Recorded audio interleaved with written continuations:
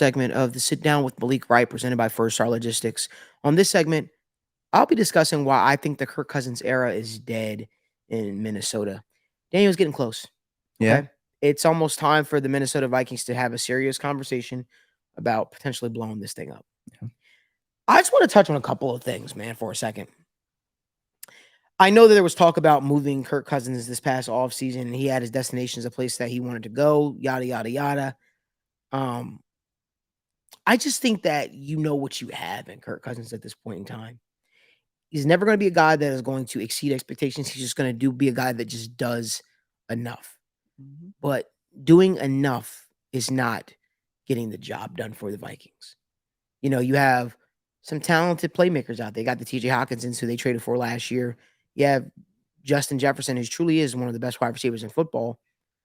You have KJ Osborne, obviously, and you have Jordan Addison, the young rookie that you drafted. Now, the run game, don't have Dalvin Cook there. I got Alexander Madison.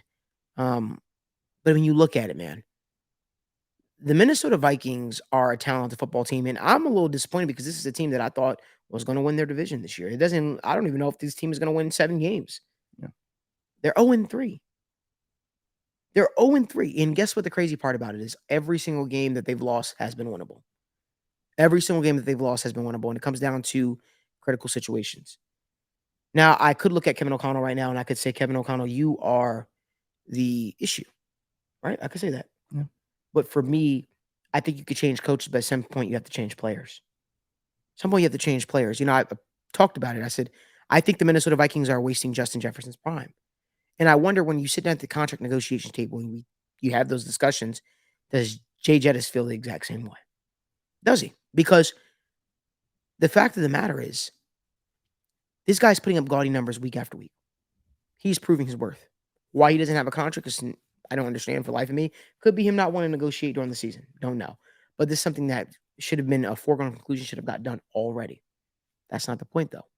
The point is, they're wasting a very good offense that they currently have. And I think it's because they have a quarterback who is limited, who is truly limited. And I think that this offseason, they went up against their better judgment, and they decided to stick with Kirko chains or whatever they call them for another year, expecting something to be different, right? Yeah. You do something over and over and over again, expecting a different result. You have nobody to blame but yourself. This is now year what for Kirk Cousins with the Minnesota Vikings? Probably 4, if I had to guess. I think it might be a little more than that. Yeah. The fact of the matter is, it's the same thing time and time again. And I have a different question for you, Daniel, before you give your opinion on it. I wonder why this organization went out there and grabbed Jordan Addison. Yeah. I do.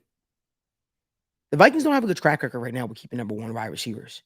Mm-hmm. So are they viewing the fact that Justin Jefferson doesn't have a contract makes you wonder.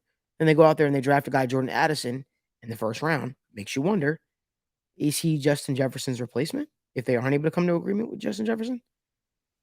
Because with this team potentially blowing it up and going with the new addition, is it wise to pay a wide receiver, an elite wide receiver at that top of the dollar, right? Because he's going to be the highest paid wide receiver in football.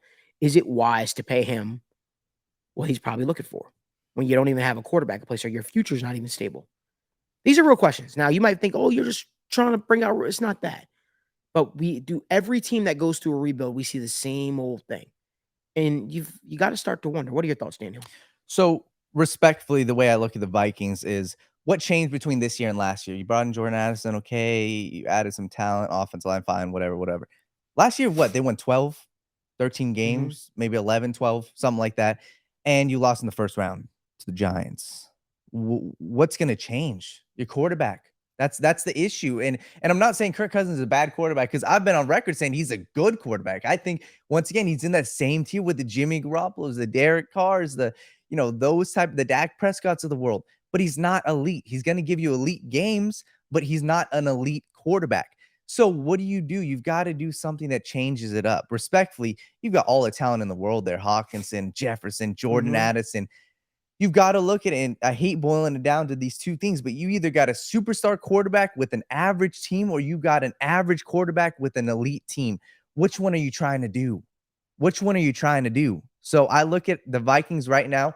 The track they're on, 0-3 teams, I believe it's less than 3% of teams make the playoffs. The Vikings probably won't make the playoffs this year. The Packers are a better team. The Lions are a better team.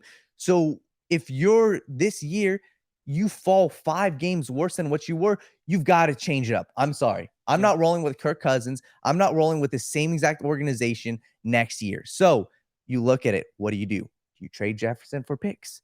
If you do that, You get a boatload. what type of quarterback are you going for, right? So I think at this point, I think Kirk Cousins' time's over in Minnesota. I'm just going to say that because respectfully, the way their offense is constructed right now, they should be putting out a better result than 0-3. This team should be better than 0-3. So I hate to sound like the Debbie Downer, but Kirk Cousins, your time's up in Minnesota.